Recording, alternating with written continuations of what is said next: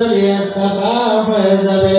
আল্লাহর নবীর সাথে হযরত জিবরাইল আলাইহিস সালাতু ওয়াস সালাম কসম খায় বলতেছেন, ইয়া রাসূলুল্লাহ, ইয়া হাবিবাল্লাহ, এই জাহান্নাম অত্যন্ত ভয়ঙ্কর।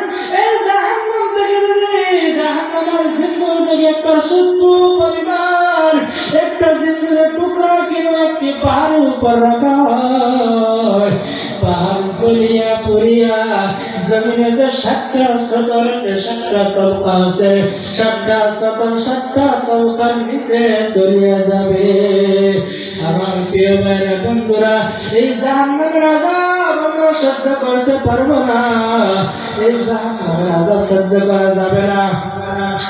আল্লাহ নবী সাল্লাল্লাহু আলাইহি ওয়াসাল্লাম বলেন, যদি কোনো ব্যক্তি কোনো বান্দা বান্দি এই জাহান্নামের আওয়াজ শুনতে পাইতো, এই জাহান্নামের গর্জন শুনতে পাইতো, আল্লাহ নবী সাল্লাল্লাহু আলাইহি ওয়াসাল্লাম বলেন, তার মানব জাতির শরীরে কোনো মাংস থাকতো না, শুধু হাড্ডি থাকতো। তারা সব সময় একটা ফিকির করতো, একটা চিন্তা থাকতো, কিভাবে জাহান্নাম থেকে বাঁচা যায়, কিভাবে জাহান্নাম থেকে বাঁচা যায়। এই জাহান্নামটা অত্যন্ত ভয়ঙ্কর, এই জাহান্নামের মধ্যে থাকা যাবে না। দুনিয়ার সাধারণ আগুন, ওই জাহান্নামের আগুন থেকে ছোট্ট একটি বুট পরিমাণ একটা কয়লা নিয়া ওটাকে 70 বার দগ্ধ করিয়া এই দুনিয়ার জমিনের মধ্যে দেওয়া হয়েছে বাবাজিরা। তারপরে দুনিয়ার আগুন কত গরম আগুন, একটা মোমবাতি জ্বালাইয়া এই মোমবাতির আগুনের মধ্যে হাত দেওয়া যায় না, একটা আগরবাতি জ্বালাইয়া এই আগরবাতির মধ্যে হাত লাগানো যায় না, অত্যন্ত গরম, অত্যন্ত গরম।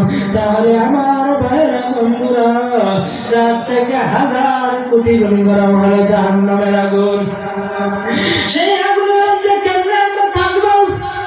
আল্লাহ তুমি সমস্ত বিশ্ববাসী মুসলমানদেরকে তৌফিক দাও 5 ওয়াক্ত নামাজ পড়ার জন্য, 5 ওয়াক্ত নামাজ কায়েম করার জন্য।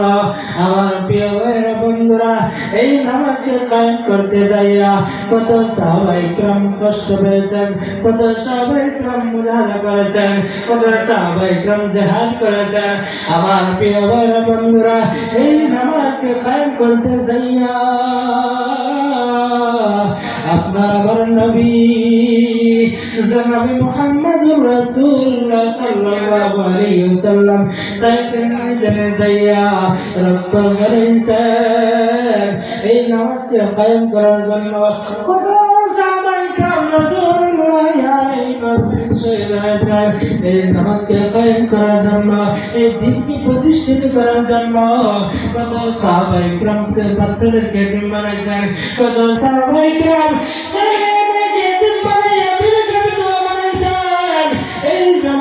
কায়েম করার জন্য, কত সাহাবায়ে কিরাম দিন আল্লাহ নবীকে ছেড়ে গেছেন, সাহাবায়ে কিরামদেরকে গজদা হয়েছেন, কত কষ্ট কত মুজাহাদা করেছে, করার পরে দিনকে আপনার আমার সম্মুখে রেখে গেছে।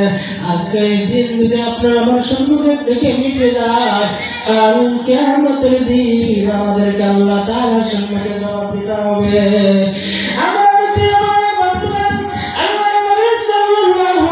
সালাম বলে পানকে দিন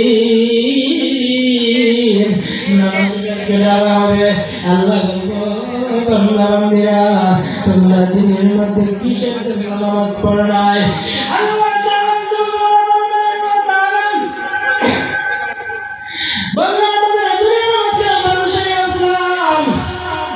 দুনিয়ার